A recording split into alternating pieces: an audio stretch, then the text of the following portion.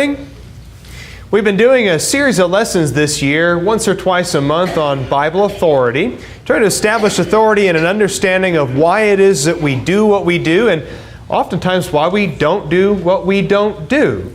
After all, as we read about the church of the New Testament, we want to be the church of the New Testament. There is but one church according to the book of Ephesians, and we want to be that church.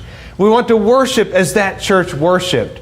We want to be organized as that church is organized. We want to have as our head and only supreme leader Jesus Christ, who is the head of the church.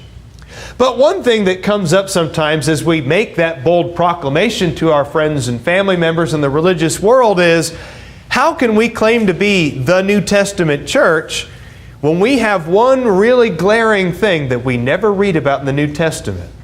Something that consumes a great part of our budget, a lot of our time and our energy. That is the building. I don't read in the book of Acts of a church or a congregation that buys property. I don't read in the book of Acts of a church or a congregation that builds and maintains a facility of its own. So how can I say that I want to be a part of the New Testament church when I'm part of a congregation that is doing something that you don't read, at least on the page, of a church in the New Testament doing? What, of course, is the issue with having a building? Because there seems to be two extremes when it comes to problems or debates related to church buildings. Some people argue that we shouldn't have them at all, while other people argue that we should make them as elaborate and multi-purpose as possible. And essentially it comes down to two extremes of total prohibition, that is, we never read of a church in the New Testament building a building purely for worship practices, versus elaborate excess of, since we don't read about it in the New Testament, we can do whatever we want when it comes to church buildings, and we can build and maintain a rock climbing wall if we want to, and a movie theater for our youths, and a gymnasium for an adult basketball league. So how can we justify our own facility?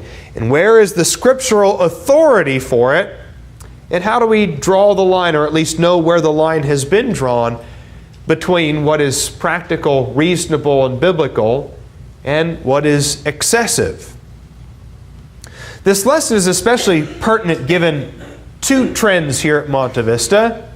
One of them is very positive, and the other one is just a fact of reality here. Now, it's very positive that we have continued growth, and that is wonderful. It is great that we have growth, but as we grow, we may receive an eclectic group of people whose backgrounds may be different from our own. And as we grow, we baptize people who may have some religious experience that's different in their past. They may come with misgivings or misunderstandings when it comes to the Bible. So as we convert people to the gospel of Jesus Christ, we teach them about Jesus, and we teach them about the church of the New Testament, the church they can read about in the book of Acts, the church they can read about from the New Testament. They may have in their past, religiously speaking, a lot of ideas that they don't find in the New Testament. So it's important that we do teach and present lessons like this so that every one of our members, newer members and older members, are all on the same page as far as why do we have this building designed the way it is and used the way it is. And so that's a good problem to have as a church grows and welcomes new people and baptizes people. That's a good problem to have. But of course, the other side of that is a growing congregation is a congregation that's going to run out of space pretty soon. I say pretty soon. I think pretty soon happened like 3 years ago, though. Now, I know that when we get to summertime, you have a little extra elbow room in the summer. Some of the snowbirds go up north or over to Payson. People go on vacation a little bit more often. Jody Thomas has a lot of room on the Greeley's row back there today because the Greeleys are gone. But boy, when everybody's not on vacation in the summertime, we hit 227 just a few weeks ago, and our parking lot attendant, the security guard, said we had 118 cars. Think about this. We have about 70 parking spots. Okay, ponder that for a sec. We have a little over 70 parking spots and 118 cars that managed to park somewhere. Maybe illegally? No, that didn't happen at all. But that is a reality that as a church grows, they have a space problem. And we have a space problem that's going to have to be addressed. So whatever happens in the future, whether we buy property or expand the building in some way or knock a wall down here and there, whatever we're going to do as a congregation, we need to make sure that we're doing it according to the pattern that we find in the New Testament. That we're using our building, building a building, maintaining it, and using it only in ways that we can find authority for in the New Testament. As it says in Colossians 3 verse 17, whatever you do in word or deed, do all in the name of the Lord. That is, do it with the authority of Christ. And we need to make sure that we're doing that with our building. So let's go back a few thousand years to Dura Europos, which is an archaeological site in modern-day Syria. Sometime between 233 and 256 A.D., the church in Dura Europos bought a house. And it's clear from the archaeological dig that it was at one point just a regular domicile. But that house was then converted into a religious facility for the church that met there. And it was a very simple structure. Here's a reconstruction of it digitally. In this very simple structure that you find in the early 3rd century, you have, on point number 2, a worship room. That's all it was. It was a worship room where the congregation assembled for worship. Number 1 is an open courtyard where they could receive visitors. Of course, houses in that time period always had an open courtyard, so that would be typical of a layout of a home. The room just behind room number 1 there with the checkered floor, it doesn't have a number on it, it's presumed to be a teaching room, a classroom. And number 3, off to the right with the small checkered floor and the alcove off to the side, was their baptism room.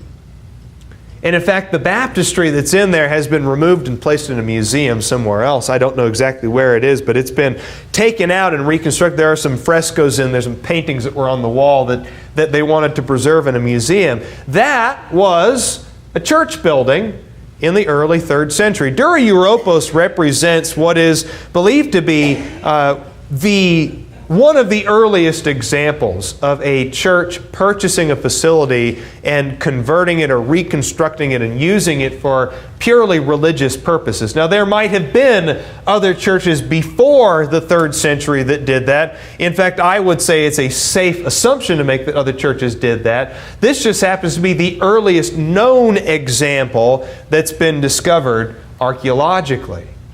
Isn't it interesting then? You go back so long in history, and this is what they used to worship God. This is the facility that they used. It's a very simple facility, but it sure got the job done, didn't it? Isn't it interesting? A room for worshiping, a room for teaching, and a place to baptize people. What other buildings I can think of that are like that? Now, hold on a second. You say, wait a minute, what about the air conditioning unit? They didn't have that. Or the bathrooms. They didn't have the bathroom. Or the preacher's office. They didn't have the preacher's office. All right. That's all stuff that we can talk about. I have another lesson I'm going to do in a couple weeks. It's going to talk about more of the specifics of what's in a church building. How do you find the authority for some of the things that we have, like lights and a PowerPoint projector and an air conditioning unit and indoor plumbing, all things that didn't even exist back in the 3rd century.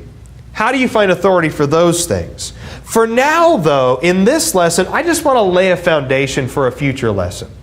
I want to lay a foundation that just establishes where do we even get the authority in the New Testament for having a building at all. All right, that's it. I'm not going to talk about fellowship halls today or rock climbing walls or the most elaborate this and that and a laser light system. I'm not talking about that today. I just want to establish as a foundation, where is the authority in the New Testament for having a church building at all? And all the specifics we can deal with on a later date. Local churches are commanded in the New Testament to meet regularly for various activities. All activities that we can read about in the New Testament. And clearly, several of these functions, in fact, most of the functions that the church does, can only take place as a church, many of them on the first day of the week while gathered together as a congregation. You have several examples here. In Acts 20 and verse 7, we have an example of them partaking of the Lord's Supper. In 1 Corinthians chapter 16, verses 1 and 2, that when you're gathered together as a church, you take up a collection. And he says, on the first day of the week. Hebrews chapter 10, verse 25, of course, is one of a go-to passage oftentimes on the assembly, and it's because it makes sense.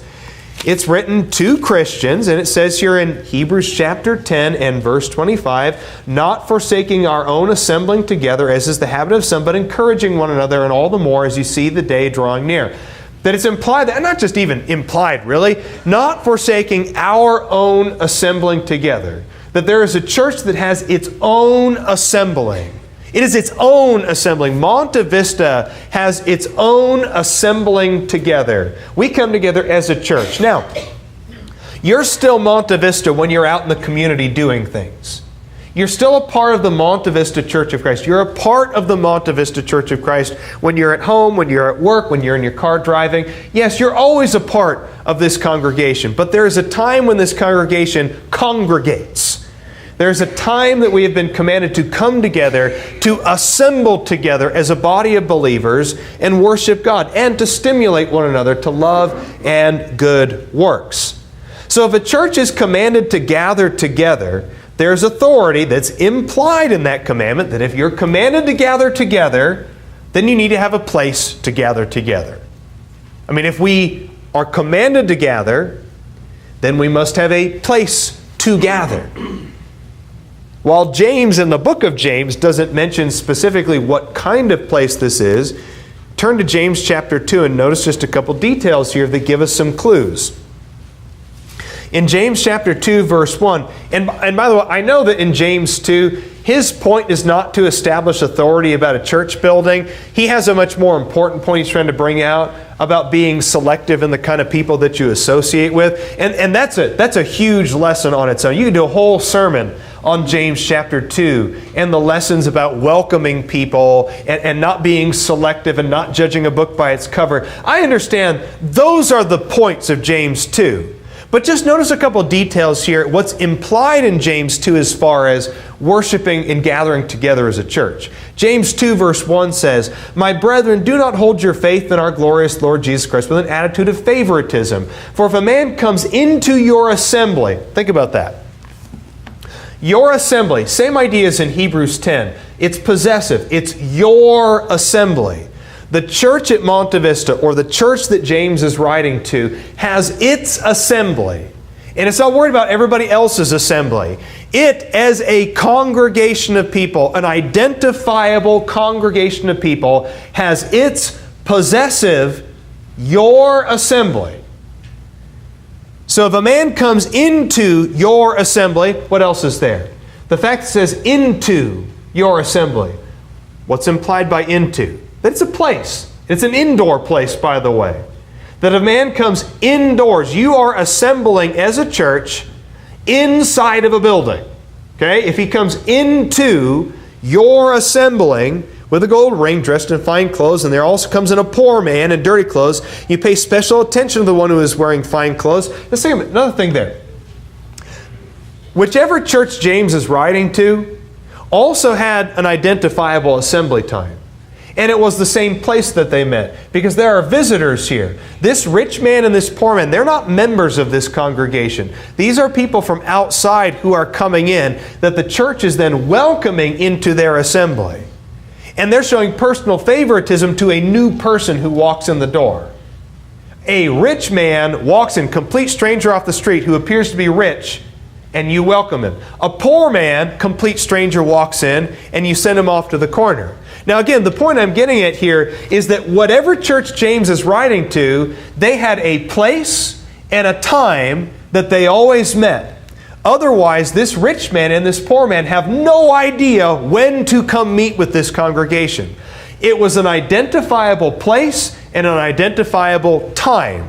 Otherwise, these two individuals would have no idea, and it would only be by sheer luck or coincidence that they could ever find a congregation of Christians worshiping together. But the other thing here in verse 3, and you say to the man in fine clothes, you sit here in a good place. What's also in this place? Wherever it is they're worshiping, it's indoors, it's identifiable, it is their regular place of worship so that visitors know exactly where to go to find Christians. And what else is there? There are chairs. There are seats. You sit over here. So whatever structure, whatever place this is, indoors, identifiable, regular place of worship, and there's somewhere to sit. I mean, those are at least some things you can establish about a place of worship that gives us some authority.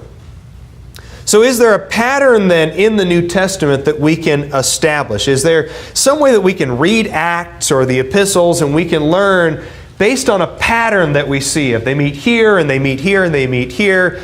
And can that pattern then be applied to today that we need to keep? Well, let's look at some of the places that they worshiped in the New Testament. First of all, they worshiped in the temple complex. The very first church that belonged to Christ met in Jerusalem. Began in Acts chapter 2 on the day of Pentecost when 3,000 people were baptized and added to the Lord's church in their baptism. The church in Jerusalem initially met in the temple complex, which was a facility in Jerusalem that encompassed approximately 20 acres. They met there in Acts chapter 2 and verse 46. We read in Acts 5 verse 42 that when it was necessary or convenient for the church, they did other things in their homes. They practiced hospitality in their homes and they partook of meals together in their homes. At its peak, this church was huge. Several thousand people made up this congregation. At least 5,000 people made up this congregation, which means that there was not one single home that they could have met in. In fact, in Jerusalem, probably the only place that was reasonable for all of them to meet for worship would have been in the temple. And it continued to grow. Acts chapter 6 verse 1 says they experienced continued growth. Little side note there. They experienced continued growth, and nobody in the congregation said, this is a problem. Nobody thought continued growth was an issue. In fact, they saw continued growth as a good thing, and they wanted to be together. As Monte Vista grows, and this, I'll say this is a little bit of opinion, okay? Let's go ahead and take a step back. This is opinion. I like it when a church sticks together. That's just me.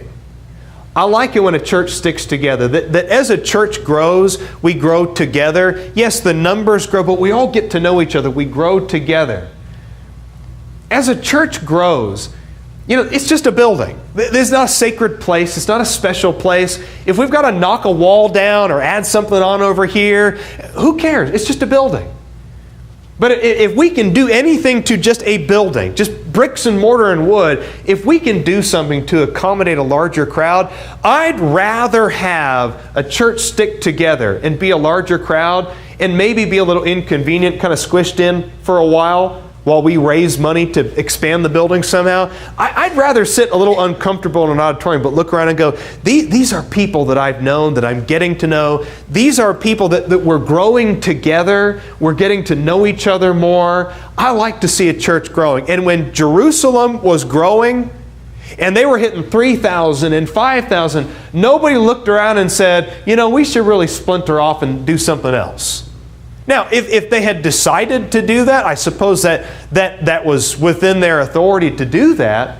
But nobody in Jerusalem looked around and thought, this is a bad thing, that we're growing and we're really tight right now. Nobody saw that as a bad thing. I think there's just a little bit of opinion and personal experience there maybe, but nobody in Jerusalem thought it was a bad thing that the church was growing. And we shouldn't either. They saw in Acts 4 verse 4, in Acts 4 verse 32, in Acts 6 verse 7, they saw oneness and fellowship and unity and sticking together as high priorities in that congregation. But there are other facilities that we read about in the New Testament as well. The early Christians, as we read about, frequently met in homes. 1 Corinthians 16 verse 19, Colossians 4 verse 15, Romans 16 verse 5. Aquila and Priscilla had a congregation meeting in their own home. And this would have made sense that for small groups that were often persecuted in their local communities, meeting together in a home would have been the most expedient and probably the safest way to go about worshiping and teaching together. There were Christian groups that sometimes met in synagogues, at least initially. In Acts chapter 19 and verse 8, the church in Ephesus, they met together in the synagogue in Ephesus until the people in the synagogue didn't want them there anymore. They kicked them out, and eventually they had to meet in a school, the school of Tyrannus that we can read about in Acts chapter 19, verses 9 and 10. Now, whether this was a schoolhouse that they bought, or a schoolhouse that they rented, or a schoolhouse that they borrowed or was given to them, it doesn't say in the text. Nevertheless, the point remains that it was within their authority, not just to meet in a home, not just to meet in a synagogue, not just to meet in the temple, but it was within their authority to find whatever facility was convenient and expedient for them in their situation. And in Ephesus, the right thing to do for Ephesus was to use this schoolhouse. That was the right thing to do in their circumstance. And I think in whatever age you're looking at, whatever part of the world, whatever is most expedient for the circumstances of that congregation is what that congregation ought to do. And obviously, there doesn't appear to be any pattern in the New Testament. When you've got churches meeting in the temple in Jerusalem over here, and a church meeting in someone's house over here, and a church renting a school over here in Ephesus, and people meeting under a tree over here for the hour of prayer, and there is no pattern. And trademark pending, where there is no pattern to be found, there is no pattern to be bound. Maybe I'm not the first one to come up with that, but it sure feels like I am. But I think it's true, though. Where there is no pattern to be found, there is no pattern to be bound. You can't bind a pattern that doesn't exist. And I don't see a pattern in the New Testament at all. I see churches that met wherever was right and expedient and convenient for them in their circumstance. That's the pattern that I see. I don't see anything beyond that in the New Testament.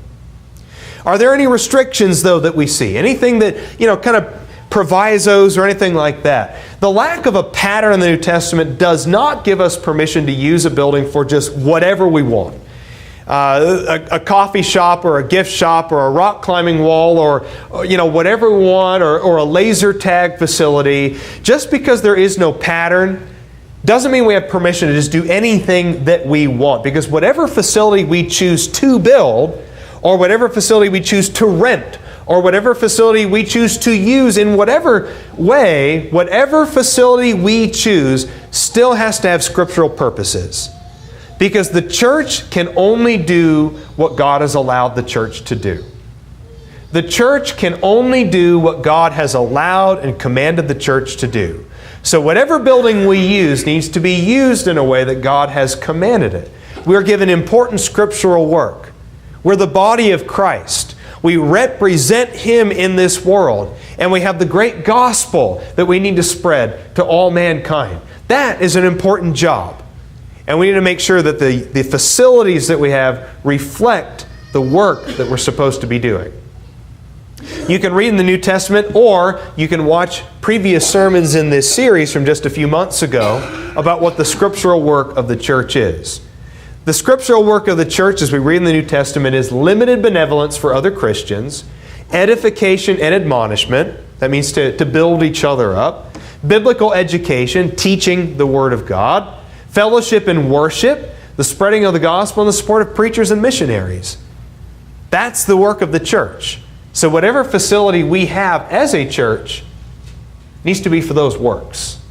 And nothing else, nothing beyond that. And does our facility meet those needs? Is our facility used for worship? Is our facility used for education and edification? Does our facility meet those needs? Last point is this. What about excess? Because the argument is sometimes made, I don't believe that churches should own property or build buildings, because you look at all these examples out there of these elaborate structures and the mega churches that, they'll go buy an old basketball stadium in Houston and convert it into a 20,000 seat Joel Osteen Emporium. The elaborate cathedrals from the Middle Ages all over Europe. These cathedrals that took, decades or even centuries in some cases to build at the cost of incredible treasure and human life. And then you look today at churches that just put so much emphasis on their building. It's all about the building. The $1 million commercial grade kitchen over here and the beautiful elaborate worship facility over here. And I just think you see all this excess. Churches shouldn't have buildings at all because of all the excess. And there is some validity to that argument in this sense. When we look at the excess, that should teach us something. That mankind's tendency is toward excess. If we can build it bigger, if we can build it more elaborately, if it can look nicer, fancier, if we can one-up our neighbors somehow, if we can keep up with the Joneses, that tends to be kind of our natural default setting. But I don't think that somehow makes some kind of a blanket or umbrella statement of we shouldn't have a church building at all.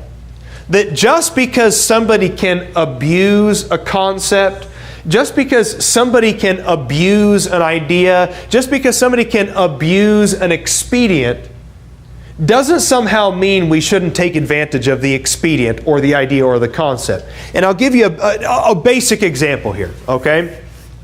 Back in James chapter 2, we established that there's authority, that when you worship, you can have a place where you can sit, right? James chapter 2, you bring in this man, you say, you may sit over here. Implied in that idea is there's a place to sit in your assembly. So we have the authority to have seats. Now, if we wanted to, I suppose we could set up 200 heated massage chairs, right? I mean, it's a seat. It's just a seat, 200 heated massage chairs. So just because somebody can chime in and say, well, we have the authority for chairs, so let's have 200 heated massage chairs, that doesn't somehow invalidate the concept of we need to have a place to sit. Just because somebody can abuse an idea doesn't mean the idea itself is somehow invalidated or is null and void. So I don't know, the argument about excess has some validity, if only to just keep us in mind of it's just a building. And we have brothers and sisters in Christ who are starving in other parts of the world, and we're going to be called to account on the last day. And I don't want to love a building so much that I have forgotten the most basic and fundamental concepts of my Christian faith. I don't want to love a building so much that I forget what is supposed to go on inside that building. I don't want to love a building so much that I forget that my Christianity is supposed to be expressed not just in a few hours of worship one day a week, but it's supposed to be lived out there. The resources that I have, my money and my time. I don't want to be so in love with a building that everything has to happen at the building, that we don't believe in fellowship in other parts of our lives, that we don't welcome people into our homes and practice hospitality and visit people. The only time I ever see anybody is at the building on Sunday. It's just a building. And sometimes that definite article becomes pretty hefty. The building. Well, it's just a building. It's just a building. You got to be the church inside the building. Now, if you're not a Christian here this morning, I will tell you how to become a Christian, how to become a part of the church. You believe in Jesus Christ with all your heart. You confess that belief before others. Put your sins behind you and get baptized. Mark 16:16 says, "He who believes and is baptized shall be saved."